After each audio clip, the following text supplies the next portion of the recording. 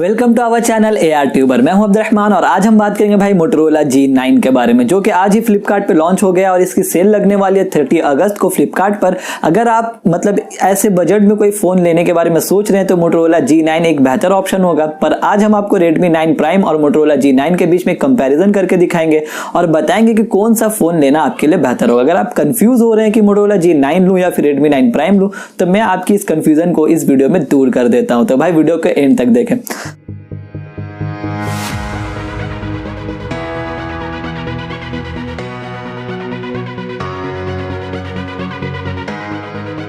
तो भाई सबसे पहले बात कर लेते हैं कि मोटो G9 में आपको क्या ही स्क्रीन मिल जाती है। तो मोटो G9 में आपको मिल जाता है 6.5 इंच का एक HD प्लस वाला IPS LCD वाला स्क्रीन और साथ ही एक वाटर ड्रॉप नॉच के साथ ये स्क्रीन आता है। Redmi 9 Prime की बात कर ली जाए तो इसमें भी आपको 6.5 इंच का एक फुल HD प्लस वाला स्क्रीन मिलता है, ये भी IPS LCD के साथ आता है। क्रोनिंग गोरिल्ला ग्लास 3 की प्रोटेक्शन दी गई है, दोनों में ही क्रोनिंग गोरिल्ला ग्लास की प्रोटेक्शन दी गई है। तो भाई बेस्ट ये है कि फुल HD प्लस वाला स्क्रीन आपको Redmi 9 Prime में मिल रहा है और मोटो G9 में आपको HD प्लस वाला स्क्रीन मिल रहा है और साथ ही दोनों में ही आपको नॉच स्क्रीन मिल जाता है। दोनों में ही जो कैमरा लगी हुई वो 8 मेगापिक्सल का है फ्रंट कैमरा। और बैक की तरफ की बात कर ली जाए भाई तो आपको मोटोरोला G9 में आपको ट्रिपल कैमरा का सेटअप मिल जाता है। 48 मेगापिक्सल का इसमें आपको प्राइमरी कैमरा मिल जाता है और फिर सेकेंडरी कैमरा आपको 2 मेगापिक्सल का जो कि मैक्रो लेंस के लिए है और 2 मेगापिक्सल का थर्ड कैमरा पोर्ट्रेट लेंस के लिए, यानी कि डेप्थ सेंसर है वो। और साथ ही अगर Redmi 9 Prime की बात कर ली जाए बैक की तरफ की तो उसमें आपको क्वाड कैमरा का सेटअप मिल जाती है, जिसमें आपको 13 मेगापिक्सल का क्वाड कैमरा का सेटअप मिल जाता है, जो कि 13 मेगापिक्सल का आपका प्राइमरी कैमरा है। और सेकेंडरी कैमरा की बात कर ली जाए भाई आपको तो 8 मेगापिक्सल का अल्ट्रा वाइड एंगल के लिए मिल जाता है और 5 मेगापिक्सल का आपको मैक्रो लेंस मिल जाता है और 2 मेगापिक्सल का आपको डेप्थ सेंसर के लिए मिल जाता है।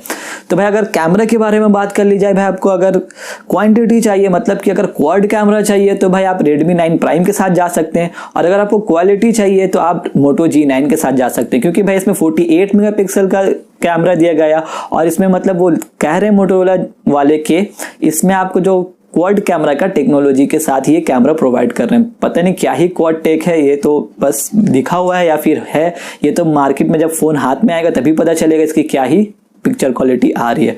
पर भाई 13 मेगापिक्सल और 48 मेगापिक्सल में तो कुछ ना कुछ डिफरेंस जरूर होगा। तो भाई बात कर ली जाए अब दोनों की बैटरी के बारे में तो आपको बैटरी मोटोरोला G9 में आपको 5000 mAh की बैटरी मिल जाती है, Redmi 9 Prime में आपको 5020 mAh की बैटरी मिल जाती है। दोनों में ही समझिए 5000 mAh की बैटरी है और चार्ज करने के लिए आपको मोटो G9 में 20 वाट की फास्ट चार्जिंग की सपोर्ट दी गई जो कि टाइप सी पोर्ट है और Redmi 9 Prime में आपको 18 वाट की फास्ट चार्जिंग की सपोर्ट दी गई है, वो भी टाइप सी पोर्ट है। पर भाई Redmi 9 Prime में आपको द बॉक्स जो मिलेगा, बॉक्स के अंदर आपको 10 वाट की चार्जिंग दी जाएगी और मोटोरोला G9 में आपको 20 वाट की चार्जिंग के साथ ही बॉक्स के अंदर मिल जाएगा। तो भाई बात कर लीजिए आप दोनों के प्रोसेसर के बारे में तो भाई आपको Redmi 9 Prime में MediaTek का G80 वाला आपको प्रोसेसर मिल जाता है और फिर मोटोरोला G9 के बारे में बात कर लीजिए भाई आपको तो स्नैपड्रैगन की प्रोसेसर 662 वाली प्रोसेसर देखने को मिल जाता है। अगर दोनों ही प्रोसेसर को कंपेयर किया जाए तो भाई 662 थोड़ा ज़्यादा बेहतर प्रोसेसर देखा जा रहा है। पर अगर गेमिंग के मामले में कंपेरिजन किया जाए तो भाई अब इसके अंदर G80 का तो भाई सब कह रहे हैं कि गेम काफ़ी अच्छा करवा सकता है, करवा देता भी है। जैसे कि आप C3 वगैरह रियलमी का देख लें तो उसमें काफ़ी अच्छा गेमिंग करवा देता है G80 प्रोसेसर। तो वही प्रोसेसर आपको Redmi 9 Prime में भी मिल जाता है जो कि आपको अच्छा गेमिंग करवा देगा। और 662 के बारे में बात कर लीजिए आपको तो वो उतना हेवी गेमिंग नहीं करवा सकता है, but as a light gaming करवा सकता है। भाई प्रोसेसर के मामले में अगर आपको MediaTek का प्रोसेसर पसंद है तो आप Redmi 9 Prime के साथ जा सकते हैं। अगर आप स्नैपड्रैगन के फैन हैं और स्नैपड्रैगन का प्रोसेसर ही आपको चाहिए तो भाई मोटोरोला G9 के साथ भी आप जा सकते हैं। और डिजाइन के बारे में बात कर लीजिए आपको तो मोटोरोला G9 में आपको राइट साइड की तरफ पावर बटन मिल जाता है, उसके ठीक ऊपर आपको वॉल्यूम रॉकर बटन मिल जाता है और उसमें एक स्पेशल की बटन दी गई है गूगल असिस्टेंट के लिए। और फिर बाकी बॉडी के बारे में बात कर लीजिए आपको तो प्लास्टिक बॉडी ही मिल जाती है और नीचे की तरफ आपको वही चार्जिंग पोर्ट देखने को मिल जाता है और स्पीकर ग्रिल वगैरह मिल जाते हैं और मेन माइक मिल जाता है। और फोन के ऊपर की तरफ की बात कर ली जाए आपको तो वहां पे आपको एक सेकेंडरी नॉइस कैंसिलेशन वाली माइक मिल जाती है और एक आपको 3.5 mm वाला हेडफोन जैक मिल जाता है। तो Redmi 9 Prime की डिजाइन के बारे में बात कर लीजिए आपको तो इसमें भी प्लास्टिक बॉडी मिल जाती है और नीचे की तरफ आपको चार्जिंग पोर्ट देखने को मिल जाता है और स्पीकर ग्रिल वगैरह भी मिल जाता है और 3.5 mm का हेडफोन जैक भी आपको नीचे में ही मिल जाता है और साथ ही आपको एक मेन माइक जो मिल जाता है आपको नीचे की तरफ। और ऊपर की तरफ की बात कर लीजिए आपको तो आपको ऊपर में इसमें एक IR ब्लास्टर मिल जाता है और सेकेंडरी माइक जो कि नॉइस कैंसिलेशन के लिए है। तो भाई दोनों में ही आपको स्पेसिफिकेशन वगैरह अच्छी मिल जाती है और दोनों में ही आपको डिज़ाइन काफ़ी अच्छी मिल जाती है। अगर UI की बात कर ली जाए आपको तो Redmi 9 Prime में अभी आपको Android 10 है और MIUI 11 पे चल रहा है। और Motorola G9 के बारे में बात कर ली जाए आपको तो इसमें आपको स्टॉक एंड्रॉयड का फील आएगा और ये भी आपको Android 10 में ही मिल जाएगी।